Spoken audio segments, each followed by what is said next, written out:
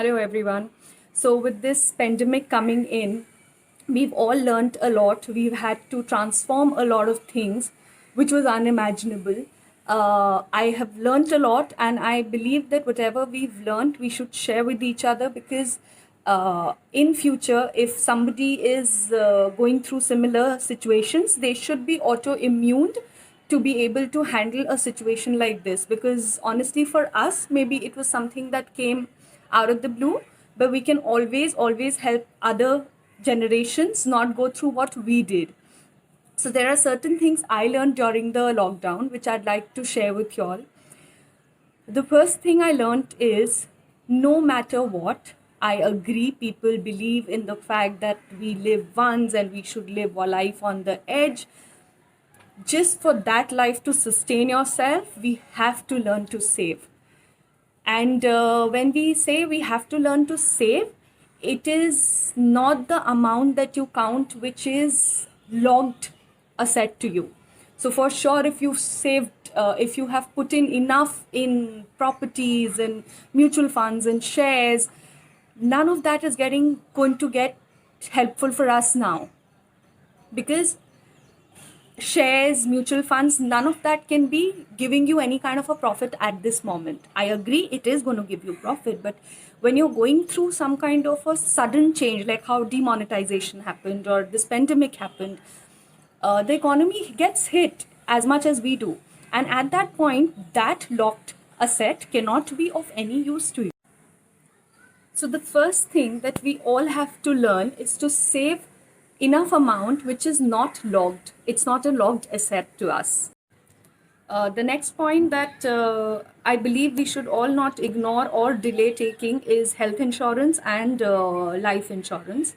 Because when most of the people I see believe, abhi to we are only 30 or 40 and we have another 20 years to live, why will we need a health insurance?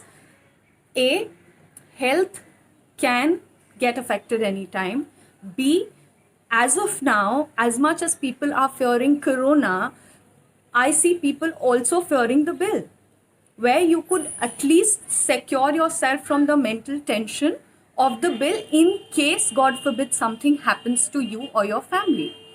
Similarly, term insurance is important because when somebody goes, there is an emotional void that you cannot fill. And I have seen families where they have not gotten the time to even overcome their issues of emotional trauma that they're going through, because there's so much of void that has been collectively involved because the finance has gone.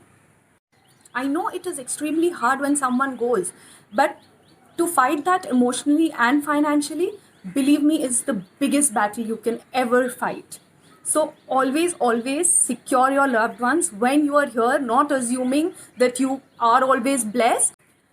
Another thing we should definitely know and learn the art of is introspecting, because when we are going through any kind of an issue, we start to think more and more on the negative side. And if you have not introspected, suddenly you start feeling, I have reached nowhere, my life has no meaning, there are no blessings I can count. And if you get into the habit of maybe every night or every week understanding and introspecting where you were, where you've reached, smaller things to bigger things, financially, family wise, health wise, when you get low, you do not have to feel that you came out of nowhere, because you've constantly reminded yourself you might not be where you are, but you definitely have come from a much smaller place from where you could have risen, and you have risen. So these are the things that if you keep reminding to yourself, if you keep explaining to your family, thank them for the things that they do, it's a good environment within the family. And the depression doesn't come as easily as it does into. The most important point which I feel is learning the difference between social media life and your real life. How for actors probably it's real life and real life. For unfortunately for all of us, it's become a life of social media that we maintain, and there is a real life which we ignore most of the times, because 70% of the times when people are free, they are looking at Facebook, Instagram, Twitter, Google, YouTube. We all have to understand this is the life that can get portrayed, and this is the life that is getting portrayed. You know, just scroll through your pictures, your moments, and understand how happy it seems. But let's face it or not, we all go through our own little problems, bigger problems, where there are so many people we know on social media, but when most of us go through some kind of a shit, a lot of us, we have to scroll through who to talk to, because everybody believes you have such an amazing life, and to call those people up after they've commented super proud of you, blah blah blah, call and just say, dude, my life sucks at this moment, or my life sucks and I don't know the reason, or this is the reason. And their first reaction is, really? I thought you had an amazing life.